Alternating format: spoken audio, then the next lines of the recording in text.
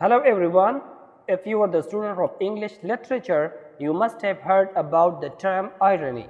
So what is actually irony? Let's move on and discuss irony and its types. So whenever we explain something, so first we define it. So the definition of irony is, irony refers to the use of words to express something other than and especially the opposite of literal meaning. To put it simple, it means that if you say something and that convey the message that is the opposite of its literal meaning or the opposite of expected one. As Eric Partridge defined irony is, irony consists in stating the contrary of what is meant. Basically, when we say something, so the listener expects something from us to hear, but when it turns out completely opposite of his expectation, simply we can call it irony. For example, if we say something to someone, so the person who is listening us expects something from us, but when the things turns out completely opposite of his expectation, so it is called irony. For example, your son get failed and exam and you enter your house and say, the good news is my son failed in his exam. Basically, when you say the good news is, so your family member expects you to tell them something good, but you say something different and that is bad and it is completely opposite of their expectation. So it is irony, because what was expected did not happen, but what something contrary happened. The next example is when you visit to an empty theater and then you say it is too crowded. Here you said something but meant another thing, and which is completely the opposite of it. Because the theater is empty and you said it is too crowded, so it is irony. The next example is a pilot has a fear of heights. So let me ask you a question. What does a pilot do?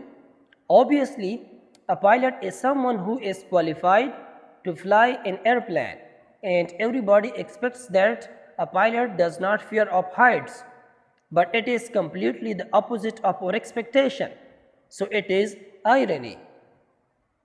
The next one is when someone is extremely near and dear to you, and he also knows that you love him, and you tell that person, I hate you.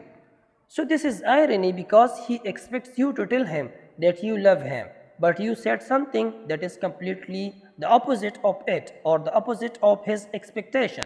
Well, as you have understood irony, let's move on towards its types of irony. So there are types of irony, for example, verbal irony, situational irony, and dramatic irony. Well, let's move on and explain it in detail. The first one is verbal irony. What is verbal irony? It refers to what is said is different than what is meant. What does it mean by this definition? It means, as the term is self-explanatory, that when a speaker says one thing, but he or she really means another thing, is simply called a verbal irony. For example, when you come out from your house and outside is a scorching heat, and then you say, what a nice weather we are having. Basically here the weather is not pleasant and you said something, but it is the opposite of intended one. So it is verbal irony. And look at another example. When a mom comes home and her children made themselves and the room dirty, and then mom says, wow, you would win an award for cleanliness. Here what mom said is different from her intention, because she said something that is meant different. And look at another example. When your friend tells you about his failure and you say that, wow, you are so intelligent. Again, what you say is different from what you meant. So this is verbal irony. Situational irony. So what is a situational irony? The definition is A situational irony refers to the outcome of a situation that is contrary or different from what is expected. What does it mean by this definition? Simply, it means when you expect something but the situation completely changes and something opposite happens. So simply it is called a situational irony. The best example is in the story of The Gift of Magi by O. Henry. Because we see a wife in the story cutting off her hair to sell in order that she buy a watch chain for her husband, and the husband at the same time selling his watch to buy an accessory for his wife's hair. So it is a situational irony because what they expected did not happen, but something different happened. The next example is two bank robbers' car has been stolen while robbing a bank. Here it is a situational irony because they were robbing a bank, but the situation changed. Instead of bank robbing, they themselves were robbed. So this is a situational irony because they wanted to rob the bank, but something opposite happened because they were robbed instead. And the next example is a person came to kill his enemy, but he was killed. Here in this example, a person came to kill another person, but the situation changed and he himself was killed.